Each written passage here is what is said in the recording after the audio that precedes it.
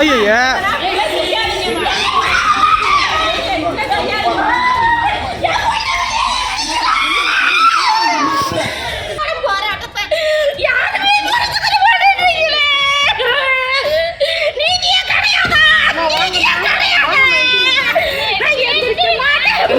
என்ன பிரச்சனை சொல்லுங்க.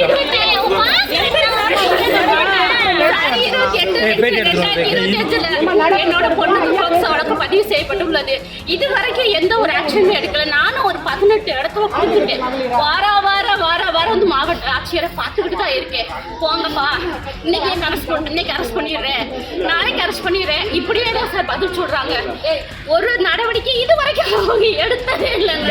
உங்க பொண்ணு ஏமாத்துனது மேற்காட்டியை சேர்ந்த ராமகிருஷ்ண மாயர் சார், ராமகிருஷ்ண மாயர், சிவபாரதிங்க சார். இதுவரைக்கும் அக்யூஸ்ட் அரெஸ்ட் பண்ண முடியல. அவங்க வீட்டார கூப்பிட்டு விசாரணை பண்ணணும்ல. எங்களுமே சேசன் போனா உங்களுக்கு தெரியும், நீங்க சொன்னாதான் கண்டுபிடிக்க முடியும், நாங்க வெப்பலையில மை போட்டா சொல்ல முடியும் அப்படின்னு போலீஸ்காரங்க. பொண்ணு வந்து கல்யாணம் பண்றேன்னு என் பொண்ணை நல்ல காலேஜ் படிக்க வச்சிருந்தேன் சார். ஆசைவார்த்தை கூறி என் பொண்ணை ஏமாத்தி இந்த மாதிரி பண்ணிட்டா சார். இப்ப அவங்க வீட்டாலே ஒழிச்சு வச்சுக்கிட்டு இந்த பொண்ணுக்கு இந்த குழந்தைக்கு நாங்க பொறுப்பு இல்ல அப்படின்னு சொல்லிட்டு எங்களை ரொம்ப இழிவா பேசி கொலை மிரட்டல் கூட விடுறாங்க சார். என் பொண்ணுக்கு யாருமே இல்லை, என் பொண்ணுக்கு நான் மட்டும்தான் சார். என்னால போராடவும் தெம்பிள்ளாங்க சார்.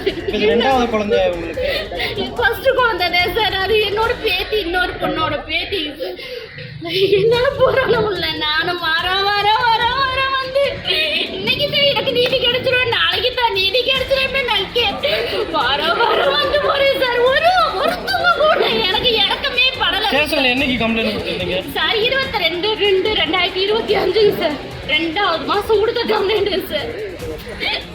என்ன சொல்றாங்க போன ஸ்டேஷன் சார்? போன ஒரு வாரத்துல கண்டுபிடிச்சிடுறேம்மா, 4 நாள்ல கண்டுபிடிச்சிடுறேம்மா, இல்ல நான் வெத்தலை மை போட்டாங்க கண்டுபிடிச்சு சொல்ல முடியும்னு கேக்குறாங்க சார்.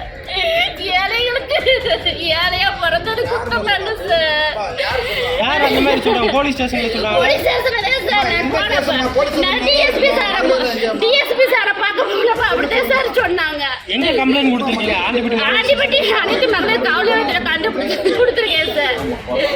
கண்டுபிடிச்சு கொடுத்துருவேன்றாங்க, ஒரு இதுவும் பண்ண மாட்டேன்றாங்க சார்.